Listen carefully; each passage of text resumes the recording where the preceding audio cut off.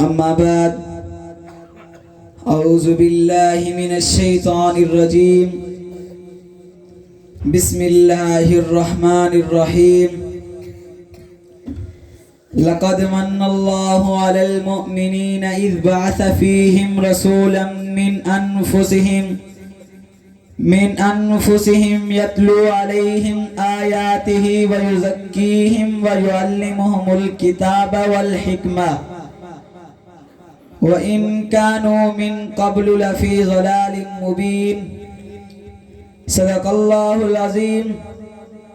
وقال النبي صلى الله عليه وسلم إن الله تعالى يرفع بهذا الكتاب أقواما ويزع به آخرين أو كما قال صلی اللہ علیہ وسلم. نہ ہو جب تک اصول زندگی قرآنی، نہ ہو جب تک اصول زندگی قرآنی، نہیں ممکن مساوت و اخوت کی فراوانی.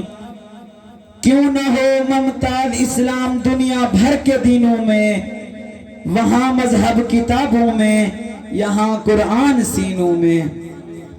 محترم صدر جلسہ و معزز سامعین، السلام علیکم ورحمۃ اللہ وبرکاتہ.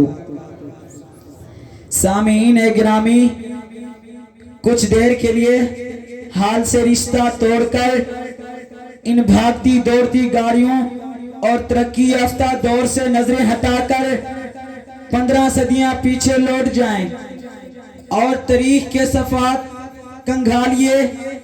دیکھیے دنیا میں کیا تھا.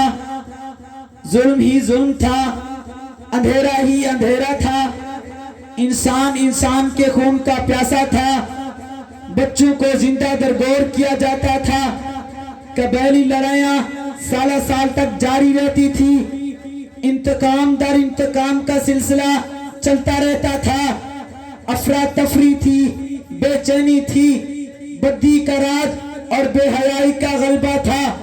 وہ رب جو خزاں میں بہار پیدا کرتا ہے، وہ رب جو قحط سالی میں کہلاتے انسانوں، بلبلاتے حیوانوں اور تڑپتے کیڑوں مکوڑوں پر رحم کرتے ہوئے بارش برساتا ہے، اسی رب کا جو میرا اور آپ کا بلکہ ہر شے کا رب ہے، اسے اشرف المخلوقات کے حیوانوں سے بدتر حالت پر رحم آ گیا اور اس نے کائنات کے مقدس ترین انسان کو رحمت للعالمین بنا کر بھیج دیا اور پیغمبر صلی اللہ علیہ وسلم کو قرآن کی صورت میں انسانیت کا دستور دیا، ہدایت کا منشور دیا، راہ زندگی کا نور دیا اور ایسا انقلاب کہ دنیا اس کی مثال لانے سے قاصر ہے.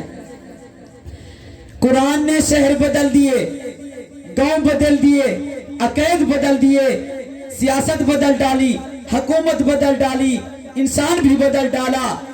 ڈاکو اور لٹیرے محافظ اور نگہبان بن گئے، مدعو تھا دائی بن گیا، قطرہ تھا دریا بن گیا، ابو بکر تھا صدیق بن گیا، عمر تھا فاروق بن گیا، علی تھا حیدر کرار بن گیا.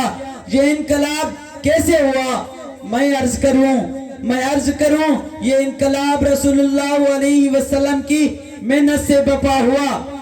یہ انقلاب قرآن مجید پڑھنے، پڑھانے اور اس پر عمل کرنے سے بپا ہوا. آج بھی ہمارے پاس قرآن موجود ہے، آج بھی ہمارے پاس قرآن موجود ہے اور اسی طرح موجود ہے جسی طرح نازل ہوا تھا. اس کی کوئی آیات، کوئی زیر، کوئی زبر، کوئی شوشہ نہیں بدلا. لیکن ارے مسلمان تم کتنے بد نصیب ہو، تمہارے گھر میں خزانہ موجود ہے مگر تم دوسروں سے بھیک مانگتے پھر رہے ہو.